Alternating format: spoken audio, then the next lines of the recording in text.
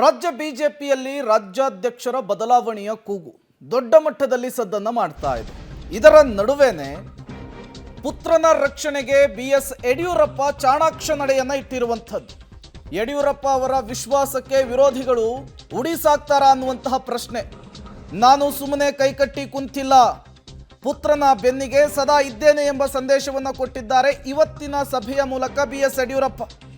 ಪುತ್ರನ ವಿರುದ್ಧ ಕತ್ತಿ ಮಸೀವ ಗುಂಪಿಗೆ ಟಕ್ಕರನ್ನು ಕೊಟ್ರ ಹಾಗಾದ್ರೆ ಬಿಎಸ್ ಯಡಿಯೂರಪ್ಪನವರು? ಮಾಜಿ ಶಾಸಕರು ಪರಾಜಿತರ ಸಭೆಯಲ್ಲಿ ಬಿಎಸ್ ಯಡಿಯೂರಪ್ಪನವರು ಈ ರೀತಿಯ ಒಂದು ಸಂದೇಶವನ್ನ ಭಿನ್ನಮತೀಯರಿಗೆ ಪಾಸ್ ಮಾಡಿದಂತೆ ಕಾಣಿಸ್ತಾ ಇದೆ. ಬಿಜೆಪಿಯ ಸಭೆಯಲ್ಲಿ ಭಿನ್ನರ ಬಗ್ಗೆ ಮಾತನಾಡದಂತೆ ಸೂಚನೆ ಪಾಸ್ ಆಗಿದೆ. ಯತ್ನಾಳ್ ತಂಡದ ವಿಚಾರದಲ್ಲಿ ಯಾರೂ ಕೂಡ ಸೊಲ್ಲೆತ್ತಬಾರದು, ಎಲ್ಲವೂ ಕೂಡ ಹೈಕಮಾಂಡ್ ಗಮನಕ್ಕೆ ಬಂದಿದೆ. ಹೈಕಮಾಂಡ್ನವರೇ ರೆಬಲ್ ಟೀಮ್ ವಿರುದ್ಧ ಕ್ರಮವನ್ನು ತೆಗೆದುಕೊಳ್ತಾರೆ. ಅನಾವಶ್ಯಕವಾಗಿ ಮಾತನಾಡಿ ಗೊಂದಲ ಮೂಡಿಸದಂತೆ ಸೂಚನೆಯನ್ನ ಪಾಸ್ ಮಾಡಿದ್ದಾರೆ ಬಿಎಸ್ ಯಡಿಯೂರಪ್ಪನವರು. ಯಡಿಯೂರಪ್ಪ ವಿಜಯೇಂದ್ರ ಅವರಿಂದ ಸಭೆಯಲ್ಲಿ ಈ ಮಹತ್ವದ ಸೂಚನೆ ಪಾಸ್ ಆಗಿರುವಂಥದ್ದು. ಇವತ್ತು ಮಾಜಿ ಸಚಿವರು, ಶಾಸಕರುಗಳು, ಹಲವು ಮುಖಂಡರುಗಳ ಜೊತೆಗೆ ಒಂದು ಮಹತ್ವದ ಸಭೆಯನ್ನು ನಡೆಸಿದ್ರು, ಲಂಚ್ ಮೀಟಿಂಗನ್ನು ನಡೆಸಿದ್ರು. ಇದರಲ್ಲಿ ಬಿಎಸ್ ಯಡಿಯೂರಪ್ಪನವರು BY ವಿಜಯೇಂದ್ರ ಅವರು ಹುಕುಮನ್ನು ಹೊರಡಿಸಿರುವಂಥದ್ದು. ಯಾವುದೇ ಕಾರಣಕ್ಕೂ ಭಿನ್ನಮತದ ಬಗ್ಗೆ, ಭಿನ್ನಮತದಲ್ಲಿ ಗುರುತಿಸಿಕೊಂಡವರ ಬಗ್ಗೆ ಮಾತನಾಡಬೇಡಿ ಅಂತ ಹೇಳಿ. ಇವತ್ತಿನ ಸಭೆ ಯಾವುದೇ ರೀತಿಯ ಬಲ ಪ್ರದರ್ಶನ ಆಗಲಿ, ಯಾರನ್ನೋ ಪಕ್ಷದಿಂದ ಉಚ್ಚಾಟನೆ ಮಾಡಬೇಕು ಈ ವಿಚಾರ ಆಗಲಿ, ಇದ್ಯಾವುದು ಕೂಡ ಈ ವಿಚಾರನ ಇಟ್ಕೊಂಡು ಸಭೆ ಸೇರಿರ್ತಕ್ಕಂಥದ್ದಲ್ಲ.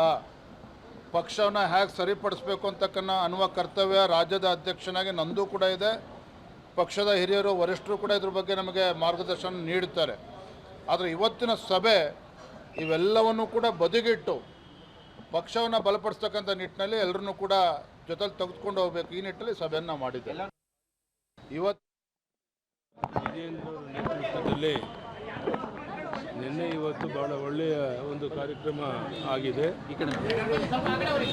ಮುಂದಿನ ವಾರದಿಂದ ನಾನು ನಮ್ಮ ಲಕ್ಷ್ಮಣ್ ಉಳಿದೆಲ್ಲ ಮುಖಂಡರ ಜೊತೆಗೆ ರಾಜ್ಯದ ಪ್ರತಿಯೊಂದು ಜಿಲ್ಲೆಗೆ ಒಂದು ದಿವಸಕ್ಕೆ 2 ಜಿಲ್ಲೆಯಂತೆ ರಾಜ್ಯದ ಪ್ರತಿಯೊಂದು ಜಿಲ್ಲೆಗೆ ಹೋಗಿ ಸಾರ್ವಜನಿಕ ಸಭೆ ಮಾಡೋದಿಲ್ಲ. ಅಲ್ಲಿರುವಂಥ ಪ್ರಮುಖ ಕಾರ್ಯಕರ್ತರ ಜೊತೆ ಒಂದು 500 ಜನ 600 ಜನ ಕಾರ್ಯಕರ್ತರನ್ನು ಸೇರಿಸಿ ಮುಂದಿನ ಗ್ರಾಮ ಪಂಚಾಯತಿ, ತಾಲೂಕು ಪಂಚಾಯತಿ ಚುನಾವಣೆ, ಅಸೆಂಬ್ಲಿ ಈ ಎಲ್ಲ ಹಿನ್ನೆಲೆಯಲ್ಲಿ ಪ್ರವಾಸ ಮಾಡಬೇಕು ಅಂತ ಇವತ್ತು ನಿರ್ಧಾರ ಮಾಡಿದ್ದೇವೆ. ಮುಂದಿನ ವಾರದಿಂದ ದಿನಾಂಕ ನಿಶ್ಚಯ ಮಾಡಿ ದಿನಕ್ಕೆ 2 ಜಿಲ್ಲೆಗಳಿಗೆ ಪ್ರವಾಸ ಮಾಡುವಂಥ ಕಾರ್ಯಕ್ರಮ ಹಮ್ಮಿಕೊಂಡಿದ್ದೇವೆ.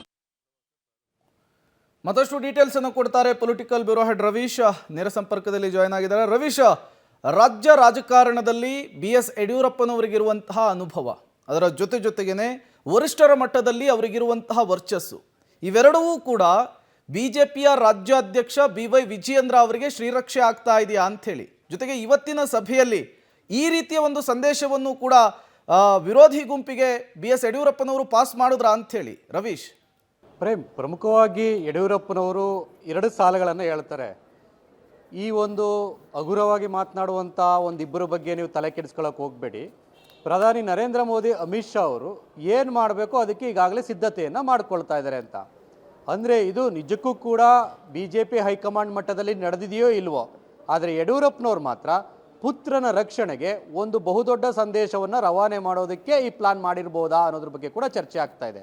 ಆ ಕಾರಣಕ್ಕೋಸ್ಕರವಾಗಿ ಅವರ ಈ 2 ಸಾಲುಗಳ ಮಾತೇನಿದೆ ಇದು ಸಾಕಷ್ಟು ಚರ್ಚೆಯನ್ನು BJP ವಲಯದಲ್ಲಿ ಹುಟ್ಟುಹಾಕ್ತಾ ಇದೆ. ಯಾಕೆಂದರೆ ಹೇಳಿ ಕೇಳಿ ಯಡಿಯೂರಪ್ಪನವರು ಚಾಣಾಕ್ಷ ರಾಜಕಾರಣಿ. ಹಾಗಾಗಿ ರಾಜಕಾರಣವನ್ನು ಎಲ್ಲಿ ಯಾವಾಗ ಮೂವ್ ಮಾಡಬೇಕು ಮತ್ತು ಎಲ್ಲಿ ಯಾವ ಪಾನನ್ನು ಮೂವ್ ಮಾಡಬೇಕು ಅನ್ನೋದು ಚೆನ್ನಾಗಿ ಗೊತ್ತಿದೆ. ಹಾಗಾಗಿ ಇಷ್ಟು ದಿನಗಳ ಕಾಲ ವಿಜಯೇಂದ್ರ ಮತ್ತು ಯಡಿಯೂರಪ್ಪನವರ ವಿರುದ್ಧ ಕೆಲ ಭಿನ್ನರು ಬಹಿರಂಗವಾಗಿ ವಾಗ್ದಾಳಿಯನ್ನು ನಡೆಸ್ತಿದ್ರು. ತದನಂತರ ಯಡಿಯೂರಪ್ಪನವರು ಸರಿ ಇದ್ದಾರೆ, ಪುತ್ರ ಸರಿ ಇಲ್ಲ ಅಂತೇಳಿ ವಿಜಯೇಂದ್ರ ಅವರ ವಿರುದ್ಧ ವಾಗ್ದಾಳಿಯನ್ನು ನಡೆಸಿ ಕೆಲವರು ಅಸಮಾಧಾನವನ್ನು ಕೂಡ ವ್ಯಕ್ತಪಡಿಸ್ತಾ ಇದ್ದಾರೆ, ಅದು ಕೂಡ ಮುಂದುವರೆದಿದ್ದಾರೆ. ಹಾಗಾಗಿ ಇಂಥ ಸಂದರ್ಭದಲ್ಲಿ ನಾನು ನನ್ನ ಪುತ್ರನ ಪರ ಇದ್ದೇನೆ, ಬೆನ್ನಿಗೆ ನಿಂತಿದ್ದೇನೆ, ಜೊತೆಗೆ ಕಾಲಕ್ಕೆ ಹೈಕಮಾಂಡ್ ನಾಯಕರ ಜೊತೆಗೆ ಕೂಡ ಸಂಪರ್ಕದಲ್ಲಿದ್ದೇನೆ ಅನ್ನೋ ಸಂದೇಶವನ್ನು ರವಾನೆ ಮಾಡೋದ್ರ ಜೊತೆಗೆ ಪ್ರಧಾನಿ ನರೇಂದ್ರ ಮೋದಿ ಮತ್ತು ಅಮಿತ್ ಶಾ ಅವರ ಅಂಗಳಕ್ಕೆ ಆ ಚೆಂಡನ್ನು ದೂಡಿದ್ದಾರೆ. ಅಂದರೆ ಅವ್ರು ಏನು ಕ್ರಮ ತೆಗೆದುಕೊಳ್ಬೇಕು ಆ ಕ್ರಮಗಳನ್ನು ತೆಗೆದುಕೊಳ್ತಾರೆ, ಯಾರೂ ತಲೆ ಕೆಡಿಸ್ಕೋಬೇಡಿ, ಅನುಮಾನವೇ ಬೇಡ ಅಂತ. ಹಾಗಾಗಿ ಇದೆಲ್ಲವನ್ನೂ ಕೂಡ ನೋಡ್ತಾ ಇದ್ರೆ ಎಲ್ಲೋ ಒಂದು ಕಡೆ ವಿರೋಧಿಗಳನ್ನು ಚಿತ್ತು ಮಾಡಿ ಈ ಒಂದು ಸಂದೇಶವನ್ನು ಕಳಿಸೋದ್ರ ಮೂಲಕ ನಾನಿನ್ನು ಗಟ್ಟಿಯಾಗಿ ರಾಜಕಾರಣವನ್ನು ಮಾಡ್ತೇನೆ, ಪುತ್ರನ ಅಧಿಕಾರಾವಧಿ ಮುಗಿಯೋ ತನಕವೂ ಕೂಡ ನಾನು ಜೊತೆಯಲ್ಲೇ ಬೆನ್ನಿಗೆ ನಿಂತು ನನ್ನ ರಾಜಕಾರಣ ಏನಿದೆ ಅದು ಮಾಡ್ತೇನೆ ಅನ್ನೋ ಸಂದೇಶವನ್ನು ಕೂಡ ರವಾನೆ ಮಾಡಿರ್ತಕ್ಕಂಥದ್ದು. ಇವತ್ತು ಪರಾಜಿತ ಅಭ್ಯರ್ಥಿಗಳು ಯಾರಿದ್ದಾರೆ ಅಂದರೆ ಮಾಜಿ ಶಾಸಕರಾಗಿರ್ಬೋದು, ಸಂಸದರಾಗಿರ್ಬೋದು, ಎಲ್ಲರೂ ಕೂಡ ಈ ಒಂದು ಸೇರಿದಂಥ ಸಂದರ್ಭದಲ್ಲಿ ಈ ಸಂದೇಶವನ್ನು ಪಾಸ್ ಮಾಡೋದ್ರ ಮೂಲಕ ಈಗ ಹಾಲಿ ಏನು ವಿರೋಧವನ್ನು ವ್ಯಕ್ತಪಡಿಸ್ತಾ ಇದ್ದಾರೆ ಆ ಗುಂಪಿಗೆ ಒಂದು ಸಂದೇಶವನ್ನು ಕಳಿಸಿ ಎಲ್ಲ ಒಂದು ಕಡೆ ಇದು ಎಚ್ಚರಿಕೆ ಗಂಟೆ ಸರಿ ಹೋಗಬೇಕು ಅನ್ನೋ ಸಂದೇಶವನ್ನು ರವಾನೆ ಮಾಡಿದರೆ ಇದು ಎಷ್ಟರ ಮಟ್ಟಿಗೆ ವರ್ಕೌಟ್ ಆಗುತ್ತೆ ಕಾದು ನೋಡಬೇಕಾಗತ್ತೆ. ಏಕೆಂದರೆ ದೆಹಲಿಯ ವರಿಷ್ಠರು ಕೂಡ ಡೆಲ್ಲಿ ಎಲೆಕ್ಷನ್ ಬ್ಯುಸಿಲಿದ್ದಾರೆ. ಹಾಗಾಗಿ ಇಂತಹ ಸಂದರ್ಭದಲ್ಲಿ ಅವರು ಕರ್ನಾಟಕದ ಈ ಒಂದು ರಾಜಕಾರಣದ ಬಗ್ಗೆ ತಲೆ ಕೆಡಿಸ್ಕೊಳ್ಳೋದು ತುಂಬ ಕಡಿಮೆ.